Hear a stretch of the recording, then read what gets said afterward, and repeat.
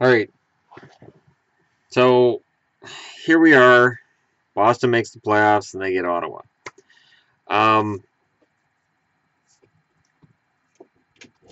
this series on paper favors whoever you think it favors. The lady who's just coming in the door now thinks Ottawa's going to win this in 6. Why? I didn't. Well, sorry. Guess you were recording. That's fine.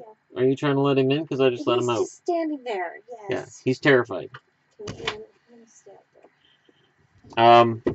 I'm predicting Boston in 7. She's predicting Ottawa in 6. So we disagreed on this one too. My predictions too. Oh, absolutely. How funny would that be if I got more right? Yeah. She gets bragging rights if she gets more right. Nobody can say anything either. It's going to be an interesting series. Because much like Washington, the first series that I previewed tonight, these teams have never played in the playoffs. There's no visceral hatred between them. Now, the season series, they played each other November 24th. Ottawa won that one 3-1. They played March 6th. Ottawa won that one 4-2. March 21st, Ottawa won that one 3-2. And April 6th, Ottawa won that one in a shootout 2-1. Now, you're not going to have a shootout in the playoffs, so let's just say they had 3 wins and then a tie. Because shootouts don't exist in the playoffs. So it would look like the advantage favors Ottawa. So let's just go through the math of it. I will give Ottawa the edge in goal.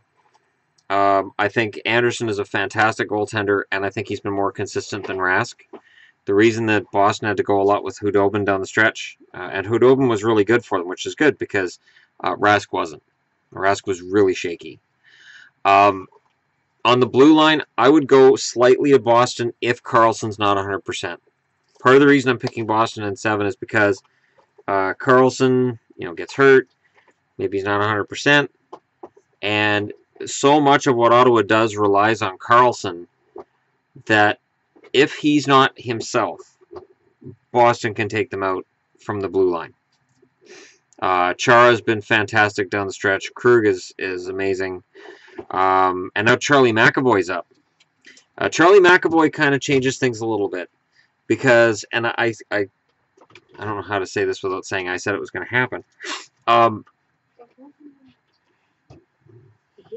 He's in? He gave up. All right. McAvoy is potentially a game breaker.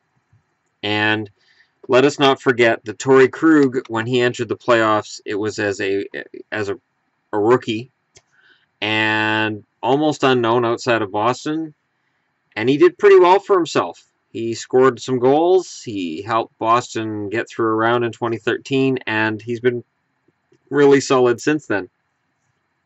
Charlie McAvoy, on paper, has a higher ceiling than Torrey Krug. He absolutely does. A more complete game than Krug. We'll see, though. Because with rookies, especially rookie defensemen, you just don't know what you're getting. But it helps. Now, in terms of up front's where it gets tricky. Both teams rely on offense by committee. Yes, Boston has Pasternak and Marchand, and they're kind of top-heavy, but they can hurt you with their top 3 lines.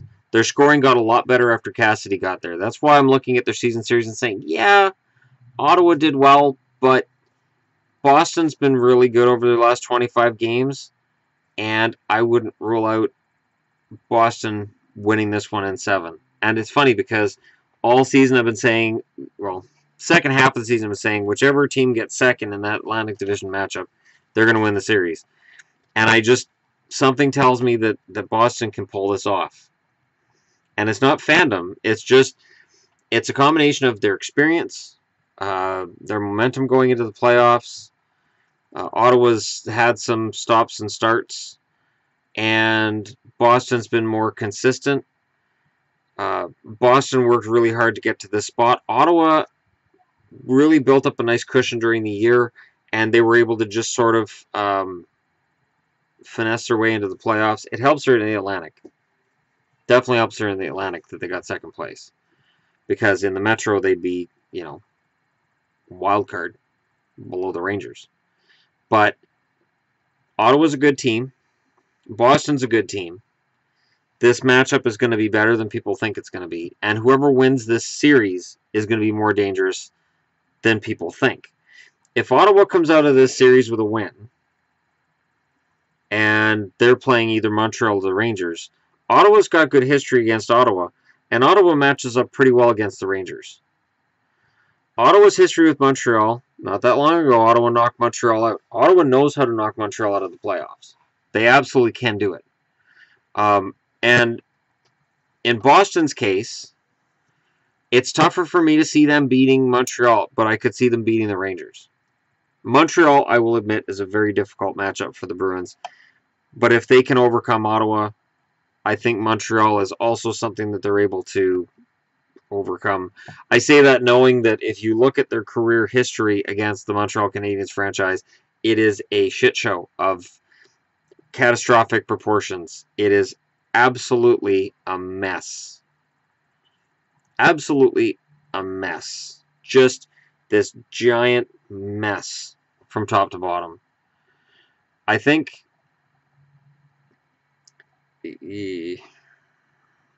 yeah, I'm sticking with it. I'm sticking with my prediction of the Bruins in 7. And it's not an easy prediction. It's not. I'm not making it from a fanboy perspective at all. And I know people are going to say it, but I'm not. Boston has a lot going for them right now. And there's a lot of players who Canada's about to see. Because if you haven't been following the Bruins this year, there are some players who've been playing very well that you haven't heard about. Frank Vatrano is one that if his hands really come around in the playoffs, he absolutely could help them steal the series. And Vatrano had, I think it was 10 goals by the end of the year. He's a good player. But his hands aren't quite where I think they're going to end up. And I really think this guy's the limit for him. And if Pastrnak gets hot, that could do it too. There's a lot of star power in Boston. Bergeron is fantastic on faceoffs. His faceoff record over his last 3 games was something insane. I think he lost 1 faceoff in his last 3 games, something like that. And he is in playoff mode now. He's been in playoff mode for about 15 games, and he is good to go. So we'll see what happens in that series. You guys can let me know your prediction in the comments. Again, I like Ottawa too. I don't hate Ottawa. I like Ottawa very much. Whoever comes out of this series is the team I'm cheering for in the East. And we'll see how that turns out. Because usually the team I cheer for goes out in the first or second round. In this case, they can't. They're facing each other. But we'll see which way this goes. If Ottawa wins, good, because the Craig Anderson story should continue. It should, and Matt Dzingel should be right frontline center because he has been, not literally, I'm just saying, like, in terms of he should have a coming out party in this series. Dzingel's been fantastic all year. The playoffs now are where the fans who've just been watching the Canucks, just been watching the Jets, just been watching the Oilers, Flames, just been watching their own team. Now in the playoffs, you watch everybody. So for a guy like Dzingel, for people who don't watch the Senators, you're going to have a treat. The kid is fantastic. He is right now what Arvidsson was a year ago, just with more points. I think there's a lot of upside with Dzingel offensively. A lot of injury issues on both sides. Carlo got shaken up. Colin Miller was shaken up. There's a lot of things to be concerned with. That's why McAvoy's up. And I'm really, really excited to see him play. I am very excited to see McAvoy play. And I'm very excited to watch this series. If there's a series that I'm going to do live reactions for, this one, obviously. Because I don't know how many people were around a year ago. I'm guessing about 2% of the subscribers were around, based on the numbers we're there right now. I dance around like an idiot when a goal scored in overtime and it's the team I cheer for that scored the goal. I will be doing a video, and then all of a sudden I jump up, like playoffs are different.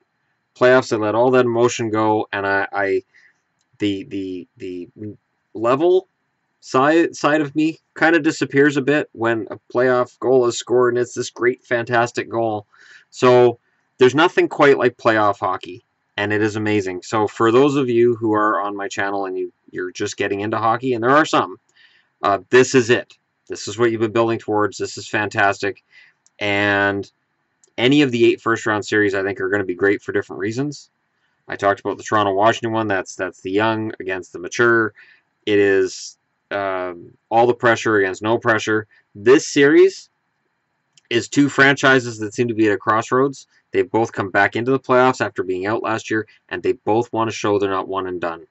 So I expect a very hard-fought series, maybe a lot of fights in this series, and I think it goes 6 or 7.